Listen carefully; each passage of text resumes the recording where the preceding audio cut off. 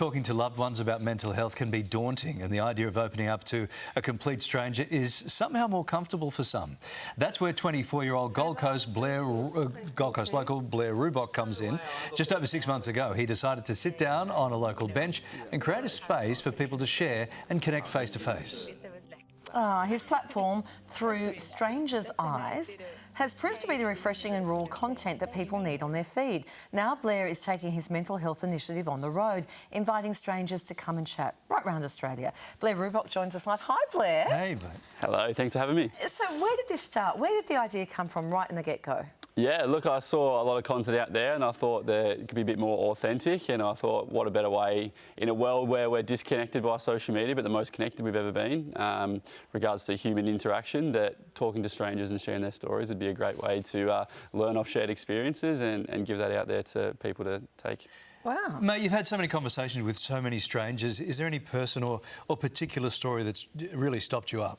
Yeah, so I had a beautiful story with a 7-year-old couple that came down. They actually met online dating and they'd been seeing each other for 3 months. So Lorraine and Ian came and sat down, which was a beautiful chat, and they shared their experiences with love and companionship and what that meant as being 70 compared to when you're a bit younger. So that was a beautiful one to take. So we have to sort of set this up that you just plant yourself on this bench, you put up a sign, so that's how people know to come to you. And then you ask them, is it okay if I film this and put it on social media? So they're not being ambushed or anything, they are quite willing to share their stories. What are the common themes that come through? Yeah, obviously mental health's a big one, grief, losing people, but then beautiful stuff like love and interaction, connection, all that kind of stuff comes up. But yeah, it's a beautiful way. I tend to always went back to when you go through to like the local malls and the salesperson would be like trying to get you over there to talk to you. I thought, what if I just sat myself down there and gave them an opportunity to come and sit on their own free will? Come to you. To come to me instead of going after them, and people have found a lot of beautiful comfort in it, and they come and share a lot about their lives. Were you surprised? Were you surprised that strangers would come down, sit at a park bench with you and completely open up? Absolutely, and like you said, it's quite easy to talk to a stranger than feeling like you're a burden to your loved ones and friends and family. So yeah, I was definitely surprised. The first night I went down there was so many people going past. I actually went home and said I couldn't do it because I was like fear of judgment and so many people, and then came back the next night within a minute of me setting up, as I was still setting up. A granddad and granddaughter came and sat down, and then it almost changed. And then that night I had 7 or 8 people come and sit down. That's the most I've ever had. So that was kind of the universe's way of saying, hey, you're onto something here. Blair, maybe the charm of this is that it is so normal, because you're not a psychologist, you're not a student studying psychology, you're not doing this for a thesis. Tell us about your background. You're just a regular Joe, right? Yep, install shower screens, just a bit of a tradie by day. So for me, like as a 24-year-old with not a lot of answers, it was a way that I could talk to strangers and interact. I'm very much a people person, so that was a way to find the answers out myself and live through other people's experiences. And yeah, I just thought, what a better way to talk to strangers and have a chat and connect as humans. So you're learning off them as much as that they're... I'll always say that people like you do so much for other people, and I sit there and go, wow, what they've given me as a 24-year-old with their perspective and the way they look at life and hold themselves is truly beautiful and helped me. You must be hearing stories where you're thinking you actually do need some help. You need to sit down and talk to somebody about this properly. Are you hearing those stories? Yeah, absolutely.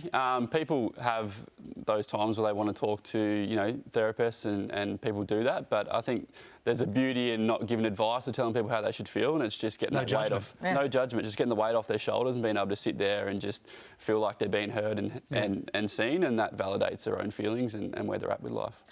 Hairdressers have been doing this for years. Yes, you know yes what indeed. I mean? Yeah, like I'm looking absolutely. at your crew cut. You probably don't go to a hairdresser very often. No, I think it's that same sort of concept. You just sit there and it's probably stuff you wouldn't tell a friend, but you tell a stranger. Yep. Wow. So now you're going to take this around the country. Tell us about that. Yeah, so I got thousands of messages of people saying, hey, I'd love this in Adelaide and Melbourne and Sydney, and obviously I've been doing it on the Gold Coast for the last 6 months. And for me, the more I spoke about it and to people about starting a charity or non-for-profit, it felt further away from authentic as I could keep it. So yeah, I thought, why not get a van and keep the same signs and my tripod set up and just travel around Australia and be able to basically drive to these people and say, hey, here I am, let's have a chat, and just hold space for them. So what's the end game for you? What does it look like? If it's obviously a huge success, what's next? Just to open doors and just to be that person. And I never wanted to go to uni or do a trade. And for me, it fills up my own cup and my interaction with people, and that makes me feel amazing as a person. So it's a positive impact that helps me and grows me as a person. So for me, it's just doing that and going around Australia and seeing where it ends up. You never know where it... But Blair, what's going to happen to the bathrooms of the Gold Coast That's right. without shower screens being installed? Like, there's going to be a lot of wet bathroom floors. There will be. Anyway, Oh, but it's our nightmare. mental health will be better, so we can put up with that. We can. Where can people find you to learn more about you and to listen to some of these stories which have already been told? Yeah, so Through Strangers' Eyes on all the platforms, and then I also have a website with throughstrangerseyes.com, which has got all the information about the tour and what we're doing there. Through Strangers' Yeah. Eyes. Great. Mate, you've taught us a lot because historically we don't listen and we're very judgmental. So you've taught us a lot. Thank you. Appreciate it. If I was Thanks at for the having me. park bench and someone came and sat down with me, I'd get up and move. But that's just me.